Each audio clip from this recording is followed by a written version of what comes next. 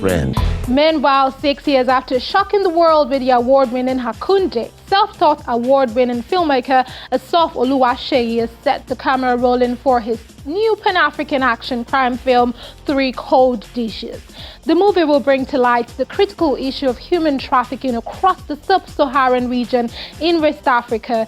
According to Oluseyi, who has been away from mainstream Nollywood for a while, the provisional budget of the film is estimated at $400,000 and has received funding and grants from some international organizations.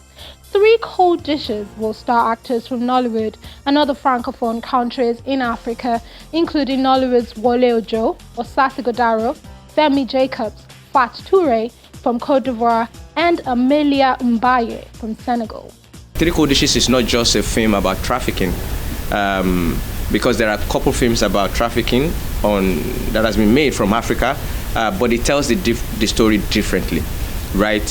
Number one, 3 Cold Dishes didn't victimize the victim, which is something we unconsciously do, right? Most films about trafficking from Africa just explore the story of the girls from when they were being trafficked, and then them surviving the old sex trade, and then paying their sponsors, and then coming back to Nigeria, and it just seems like the end of life, and them just starting all over again. On 3 Cold Dishes, the power is changed. We literally switch the power to the girls. We've seen stories of people that are migrants that have traveled like 30 years ago, and now, even they've integrated into the countries. They now have kids that are citizens of those countries that have lived beyond those reality. And if those guys were trafficked, if they have access to such power and resources now, maybe some of them would question the intention of those that push them into that situation. And that's one of the change in the way we told 3 Cold Dishes story.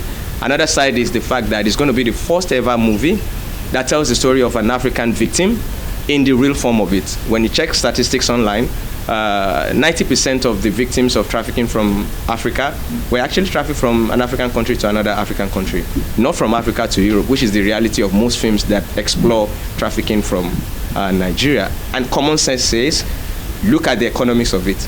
It makes more sense if I have to, rather than spending $10,000 or $8,000 to traffic one girl from Nigeria to Europe, might as well just use that same money to traffic up to like 100 girls from Nigeria to Burkina Faso or from Nigeria to Senegal.